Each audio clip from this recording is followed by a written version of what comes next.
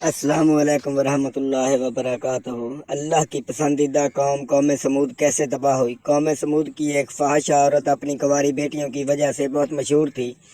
اونٹنی کے معجزے سے تنگ آ کر قوم سمود کے سردار حضرت صالح علیہ السلام کے بیٹے سے کہنے لگے کہ اگر تم اللہ کی نازل کردہ اونٹنی کو قتل کر دو تو ہم تمہیں یہ دونوں لڑکیاں انعام میں۔ بسم اللہ الرحمن الرحیم۔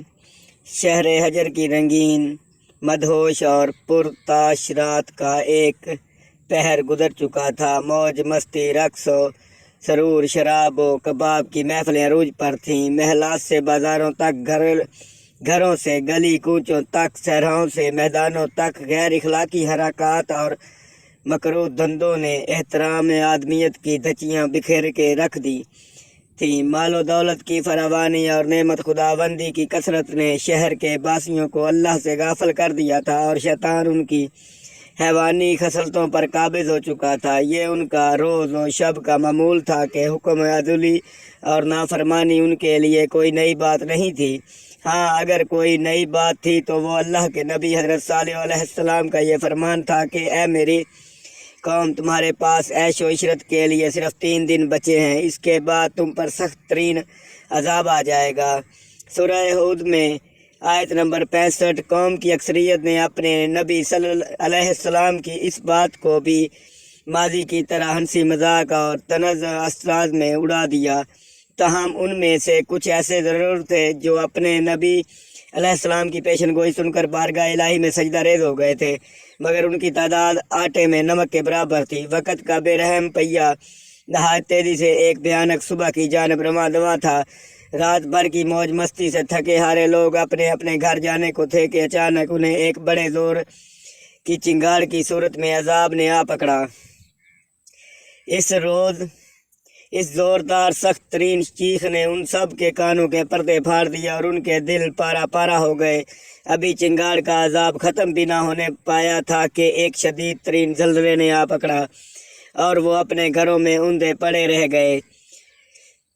اور قوم سمود کو اللہ نے یوں نیست و نابود کر دیا کہ گویا وہاں وہ بھی آباد ہی نہ تھے۔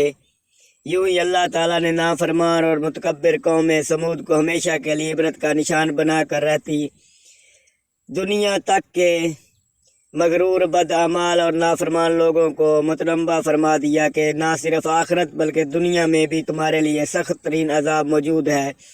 حضرت ابن عمر رضی اللہ تعالیٰ عنہ اور حضرت ابو ذر رضی اللہ تعالیٰ عنہ سے مروی ہے کہ غزوہ تبوک کے لیے جاتے ہوئے رسول صلی اللہ علیہ وآلہ وسلم نے حجر قوم سمود کی بستی میں پڑاؤ کیا تو صحابہ کرام نے وہاں کے کنوؤں کا پانی اپنے برتنوں میں بھر لیا اور اس سے آٹا بھی گوندھ لیا، لیکن حضور صلی اللہ علیہ وآلہ وسلم نے حکم دیا کہ اپنے برتنوں میں بھرنے والا پانی انڈیل دیں اور گوندا ہوا آٹا جانوروں کو کھلا دیں۔ پھر آپ صلی اللہ علیہ وآلہ وسلم نے فرمایا کہ اس کنویں سے پانی لیں جس سے حضرت صالح علیہ السلام کی اونٹنی پانی پیا کرتی تھی۔ قوم سمود جیسی عظیم الشان قوم کی تباہی و بربادی سے حضرت صالح علیہ السلام کی اونٹنی کا کیا تعلق تھا؟ اس پر بات کرنے سے پہلے اس بد نصیب قوم کے مختصر احوال سے واقفیت موجودہ دور کے بنی نوح انسان کی بدعمالیوں اور نافرمانیوں کی روشنی میں ضروری ہے۔ اے کاش ہم سب اس واقعے سے کچھ عبرت حاصل کر سکیں۔ سرسبز و شاداب مرغزاروں، ہرے بھرے لہلاتے کھیت کھلیانوں، پھلوں پھولوں سے لدے باغوں کی سرزمین کرائے ارض پر اللہ تعالیٰ کی بے شمار نعمتوں سے مالا مال حسین و جمیل جنت نظیر جس کے پان اپنے مضبوط و توانا قوت طاقت سے بھرپور طویل القامت جسم جان کی بدولت دنیا میں منفرد مقام کے حامل سنگلاہ پہاڑوں کا سینہ چیر کر وسیع عریض مالی شان محلات تعمیر کرنے کے ماہر اور فن سنگ تراشی میں ید طولہ رکھنے والے اپنے مال و دولت، شان و شوکت، جاہ و جلال، خوشی حال اور شاہانہ طرز زندگی اور دنیا کی حاصل شدہ ہر نعمت کے سبب حد درجہ خود سرکش متکبر ہو چکے تھے۔ پہاڑوں کے اندر قلعہ نما محفوظ محلات ان کی وہ پناہ گاہیں تھیں جہاں ہمیشہ کے لیے رہنے کے خوشی کن تصورات نے ان کی عقلوں پر کفر کا پردہ ڈال دیا تھا۔ دراصل دولت و کا غلبہ لامحدود مرات اور آسائشیں شیطان کا کام آسانی کر دیتی ہیں، اور قوم اللہ اور یوم آخرت سے غافل ہو کر اپنے لیے خود تباہی و بربادی کا راستہ منتخب کر لیتی ہیں۔ قوم سمود بھی اس راستے پر گامزن تھی۔ قدیم جزیرہ العرب کے شمال مغربی علاقے میں واقع وادی القرہ میں قوم سمود کی حکمرانی تھی، جبکہ ان کے مد مقابل جنوب مشرقی عرب پر قوم عاد قابض تھی۔ قوم عاد اور قوم سمود کا تعلق حضرت نوح علیہ السلام کے صاحب زادے سام بن نوح علیہ السلام سے ہے۔ یہ دونوں قومیں ایک ہی دادا کی اولاد اور وہ شخصیات کے نام سے موسوم ہیں۔ اس طوفان نوح کے بعد قوم عاد ہی وہ قوم تھی جس نے سب سے پہلے بتوں کو پوجنا شروع کیا۔ ان کے پیغمبر حضرت ہود علیہ السلام تھے، جن کی نافرمانی کی پاداش میں اللہ تعالیٰ نے قوم عاد پر تیز آندھی کا عذاب مسلط کیا اور پوری قوم غرق ہو گئی۔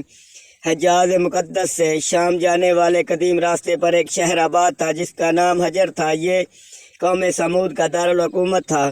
آج کل یہ شہر مدائن صالحہ کہلاتا ہے۔ مدائن صالح کے قدیم علاقوں میں ایک علاقہ العلا ہے۔ مدینہ منورہ سے تبوک کی جانب سفر کرتے ہوئے بڑی شاہ راہ پر تقریباً 450 کلومیٹر کی مسافت پر یہ علاقہ آج بھی آباد اور بہت پر رونق ہے۔ العلا شہر ہی سے وادی سمود میں داخلے کا راستہ ہے۔ یہاں ایک جدید ریلوے اسٹیشن بھی ہے جس کا نام مدائن صالح اسٹیشن ہے۔ وادی سمود کا یہ علاقہ صحرا 18 سے 20 مربع میل پر پھیلا ہوا ہے، جہاں ہزاروں ایکڑ رقبے پر وہ خوبصورت تاریخی عمارات ہیں جنہیں قوم سمود نے سنگلاخ سرخ پہاڑوں کا سینہ چیر کر تراشا تھا۔ دوسری جانب نرم میدانی علاقوں میں موسم گرما کے لیے عالیشان محلات کے کھنڈر ہیں۔ 1000 سال قبل مسیح کے ان عظیم فن پاروں کو دیکھ کر آج جدید دور کے ماہر تعمیرات بھی انگشت بدنداں رہ جاتے ہیں۔ سرخ پہاڑوں کے اندر اس شہر خاموشاں کی ہزاروں ویران تاریخی عمارتیں اپنی مکینوں کی بدعمالیوں اور نافرمانیوں کے سبب عذاب الہی کے ذریعے ہونے والی تباہی کی چشم دید گواہ ہیں، اور دور جدید کی نافرمان قوموں کو یہ پیغام دیتی نظر آتی ہیں، دیکھو مجھے جو دیدہ عبرت نگاہ ہو۔ قوم سمود ہی میں سے اللہ تعالیٰ نے ایک خدا ترس اور نیک انسان کو نبوت کے منصب پر فائز فرمایا۔ ارشاد باری تعالیٰ ہے، اور ہم نے سمود کی طرف ان کے بھائی صالح کو بھیجا۔ حضرت صالح علیہ السلام اپنی قوم کو راہ راست پر لانے کے لیے دن رات کوشش کرتے رہے۔ اے میری قوم، تم اللہ کی عبادت کرو، اس کے سوا تمہارا کوئی معبود نہیں ہے۔ اس نے تمہیں پیدا کیا، اس نے سے مغفرت مانگو اور اس کے آگے توبہ کرو۔ اس کے جواب میں ان کی قوم کہتی ہے، صالح علیہ السلام، تم ہمیں ان چیزوں سے روکتے ہو جنہیں ہمارے بزرگ پوجتے چلے آئے ہیں، اور جس بات کی طرف تم ہمیں بلاتے ہو اس میں ہمیں کبھی شبہ ہے۔ حضرت صالح علیہ السلام جوانی کے زمانے سے قوم کو دین کی دعوت دیتے ہوئے بوڑھے ہو گئے۔ چنانچہ ایک دن قوم کے سرداروں نے حضرت صالح علیہ السلام سے کہا کہ اگر تم واقعی اللہ کے سچے رسول ہو تو ہماری فلاں پہاڑی جس کا نام طبا ہے، اس کے اندر سے ایک ایسی اونٹنی نکال دو جو 10 ماہ کی گابن اور قوی اور تندرست ہو۔ قرآن کریم میں ارشاد باری تعالیٰ ہے، وہ کہنے لگے، تم جادو زدہ ہو تم اور کچھ نہیں، بس ہماری ہی طرف کے آدمی ہو، اگر سچے ہو تو کوئی نشانی پیش کرو۔ یعنی انہوں نے اپنے نبی علیہ السلام سے معجزے کی فرمائش کر دی۔ حضرت صالح علیہ السلام نے ان سے عہد لیا کہ اگر میں تمہارا یہ مطالبہ پورا کر دوں تو پھر تم سب ایمان لے آؤ گے۔ جب سب نے عہد کر لیا تو حضرت صالح علیہ السلام یہ اللہ کے حضور سربسجود ہو گئے، یہاں تب کہ اللہ تعالیٰ نے اپنے نبی علیہ السلام کی دعا قبول فرمائی۔ اچانک سامنے کی پہاڑی میں جنبش پیدا ہوئی، چٹان کے 2 ٹکڑے ہوئے اور اس میں سے ایک خوبصورت تندرست اور تواناک گابن اونٹنی نمودار ہوئی۔ پوری قوم نے حیرت انگیز معجزے کو اپنی جاگتی آنکھوں سے دیکھا، لیکن قوم کے ایک سردار جندہ بن عمرو اور اس نے چند ساتھیوں کے علاوہ کوئی ایمان نہیں لایا۔ اس موقع پر حضرت صالح علیہ السلام نے اپنی قوم سے فرمایا، اے میری قوم، یہ ناقتہ اللہ یعنی اللہ کی اونٹنی ہے جو تمہارے لیے ایک معجزہ ہے۔ اب تم اسے اللہ کی زمین میں چھوڑ دو اور اسے کسی طرح کا ایذا نہ پہنچاؤ، ورنہ فوری عذاب تم میں پکڑ لے گا۔ اور اس کا نامولود بچہ سارا دن نخلستہ میں چرنے رہتے، قوم سیر ہو کر اونٹنی کا دودھ پیتی لیکن وہ کم نہ ہوتا۔ حضرت صالح علیہ السلام نے کنویں کے پانی کو بھی تقسیم کر دیا۔ ایک دن اونٹنی پانی پیتی تھی اور ایک دن سمود کے لوگ۔ ارشاد باری تعالیٰ ہے کہ صالح علیہ السلام نے اپنی قوم سے کہا کہ ایک دن اس اونٹنی کے پانی پینے کی باری ہے اور ایک معین روز تمہاری باری ہے، لیکن اسے کوئی تکلیف نہ دینا، نہیں تو تم سخت عذاب آ پکڑے گا۔ اللہ تعالیٰ قرآن مجید میں فرماتا ہے، اے صالح علیہ السلام، ہم نے اونٹنی کو ان کی آزمائش کے لیے بھیجا ہے، تو تم انتظار کرو اور صبر کرو۔ ابھی کچھ ہی عرصہ گزرا تھا کہ قوم کو اونٹنی کی موجودگی کھٹکنے لگی۔ دن بھر آزادی سے گھومنا پھرنا اور اپنی باری پر ایک ہی سانس میں پورے کنویں کا پانی پی جانا ان کے لیے پریشان کن تھا۔ چنانچہ شیطان کے اکسانے پر انہوں نے اونٹنی کو جان سے مارنے کا فیصلہ کر لیا۔ قوم کے سرداروں نے یہ کام دو حسین ترین خواتین کو سونپا۔ ان عورتوں نے شراب و شباب کے رسیا دو اوباش نوجوان مصر اور قدار کو اپنی خوبصورت بچیوں سے شادی کے عوض پر داقت اللہ کے قتل پر آمادہ کیا، جن کے ساتھ مزید 7 اوباش نوجوان بھی شامل ہو گئے۔ قرآن پاک میں اللہ تعالیٰ نے حضرت صالح علیہ السلام کا واقعہ بیان کرتے ہوئے فرمایا، شہر میں 9 افراد کی ایک جماعت تھی جو ملک بھر میں فساد مچاتے پھرتے اور اصلاح نہیں کرتے تھے۔ ایک دن ان شقی القلب 9 افراد کی جماعت اونٹنی کے انتظار میں کنویں کے پاس گات لگا کر بیٹھ گئی، جبکہ قوم کے لوگ اللہ کے عذاب کے ڈرے چھپ کر یہ دل خراشہ منظر دیکھنے لگے۔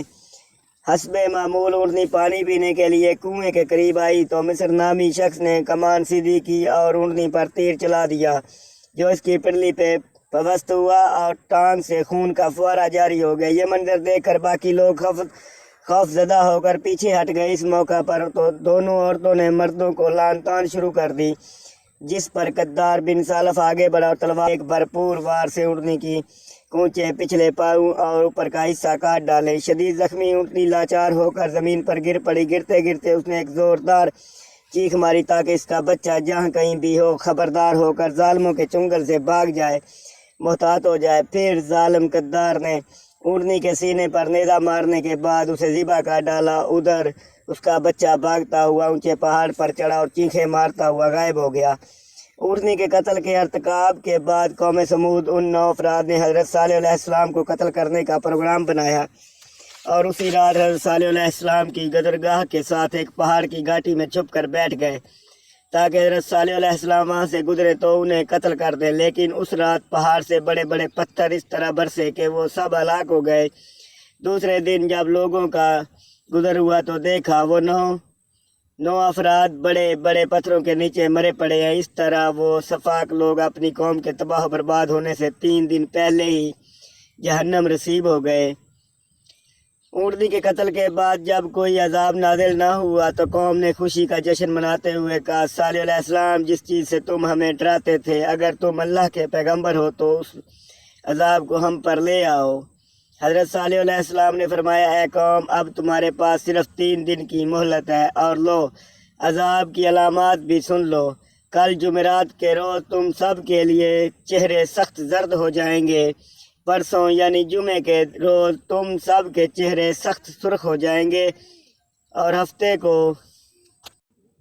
اور وہ تمہاری زندگی کا آخری دن ہوگا۔ ان تینوں پیشگوئیوں کے سچ ہونے کے باوجود وہ قوم چہروں کی رنگت کی تبدیلی پر معمولی جادو یا سر سمجھتے ہوئے معمول کے مطابق عیش و عشرت میں مصروف رہی، یہاں تک کہ چوتھے دن کی صبح اوپر سے سخت ہیبت ناک چنگار اور زمین کے شدید زلزلے نے ان سب کو آنن فانن جہنم رسید کر دیا، اور اللہ تعالیٰ نے ان کی بستیوں کو آنے والی نسلوں کے لیے عبرت قدا بنا دیا۔ استغفر اللہ، یا اللہ معاف کرنا۔ اللہ تعالیٰ ہمیں دین کی مکمل سمجھ نصیب عطا فرمائے، ہمیں بہتر عمل کرنے کی توفیق عطا فرمائے اور ہمارا خاتمہ ایمان پر فرمائے، آمین۔ ناظرین، کمنٹ باکس میں اللہ تعالیٰ کے 99 ناموں میں سے ایک نام ضرور ٹائپ کریں اور ہماری ویڈیو لائک اور سبسکرائب